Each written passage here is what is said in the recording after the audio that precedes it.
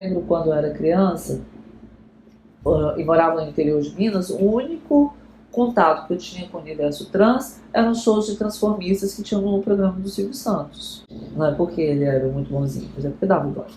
Como pessoa trans, desde que a gente se percebe com o gênero de acordo contrário ao sexo que a gente foi definido, né, a gente vê uma ausência, percebe essa ausência, essa invisibilização de pessoas como a gente. A gente não se sente representado nos espaços públicos, nos espaços de poder, e isso se reproduz também na mídia e na oferta da televisão, do cinema, do teatro. Bom, a ideia do argumento do filme surgiu em 2008, ou seja, uns 10 anos atrás. Eu fazia uma faculdade de Direito e uma faculdade de Cinema simultaneamente, né, Direito diurno e Cinema noturno. E aí eu estava estudando umas questões na faculdade de Direito sobre direitos de LGBT, adoção de casais homossexuais, né, direitos de pessoas trans também, e vi que eram temas pouquíssimamente abordados na nossa cinematografia.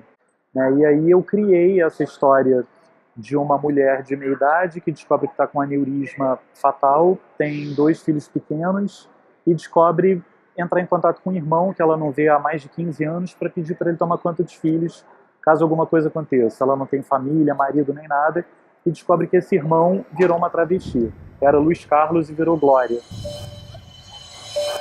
A situação é mais grave, Graça. Esse ponto aqui é um aneurisma. O que eu vou fazer com os meus filhos? Luiz Carlos. Agora é Glória. Esse é um tema que acabou ficando mais popular, mais em voga nos últimos anos. De 2008 até 2013, 14, pouquíssimas empresas quiseram investir no filme. É estranho, porque esses equipamentos culturais de reprodução de mídia, eles tentam pelo menos reproduzir uma realidade, né? Não se perceber dentro dessa realidade faz a gente questionar desde muito cedo que o nosso corpo é estranho, que a nossa identidade é estranha. Hoje talvez está um pouco melhor, né? Existem pessoas representando pessoas trans, existem pessoas representando pessoas cisgênero, como já teve, mas ainda não é o ideal. As pessoas trans ainda passam pela invisibilização, por uma baixa representatividade, pouca aceitação para personagens.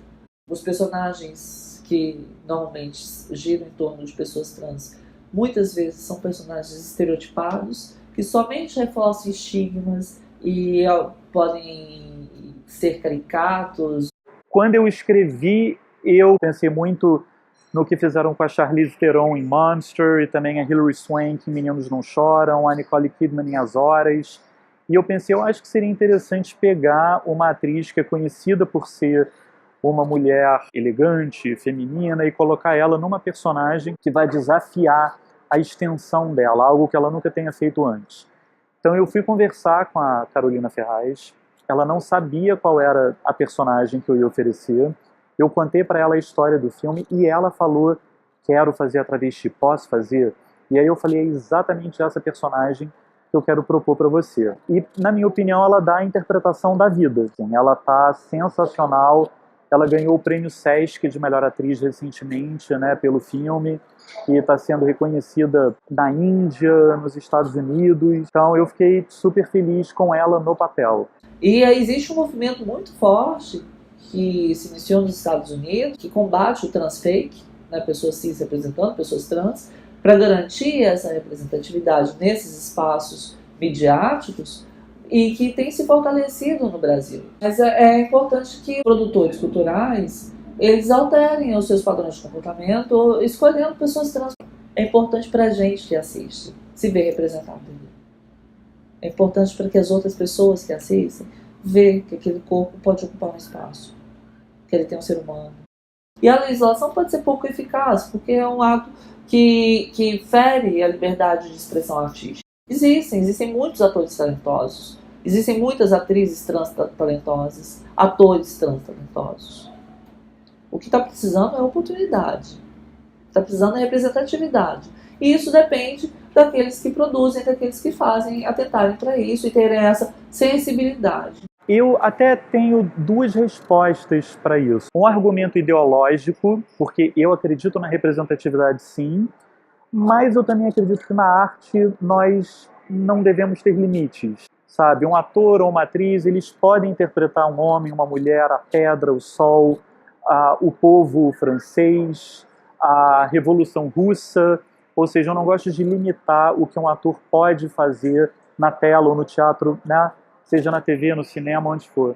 E também uma questão pragmática, porque não é como se nós tivéssemos o roteiro, o dinheiro, uma produtora, um exibidor, uma distribuidora, o público, e aí nós escolhêssemos uma atriz cisgênero para fazer essa personagem. É o caminho oposto. Nós conseguimos a atriz que tem visibilidade, que consegue ir atrás do dinheiro e ajudar nisso, e aí com isso nós conseguimos produção, distribuição, exibidor, recursos, né, empresas interessadas. A gente ganhou 2 prêmios de associações LGBT, da Astra Rio, aqui no Rio de Janeiro, a Associação das Transgêneros, né, um prêmio de cidadania e direitos humanos, e ganhamos também um prêmio da APO LGBT em São Paulo, que é a Associação da Parada LGBT. E aí a Glória e a Graça foi premiado ano passado na categoria Cinema Nacional. E eu só queria frisar também que nós tivemos 2 atrizes trans no filme.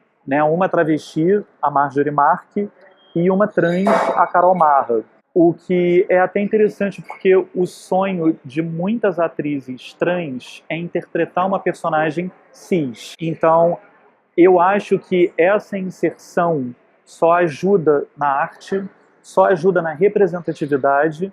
Lembrando também que esse filme é o primeiro na cinematografia brasileira que coloca a personagem da travesti como a figura central de uma família. Uma pessoa bem-sucedida, responsável e a personagem mais bem-sucedida no filme. Então eu acho que isso é interessante também para a própria causa, para o próprio universo LGBT.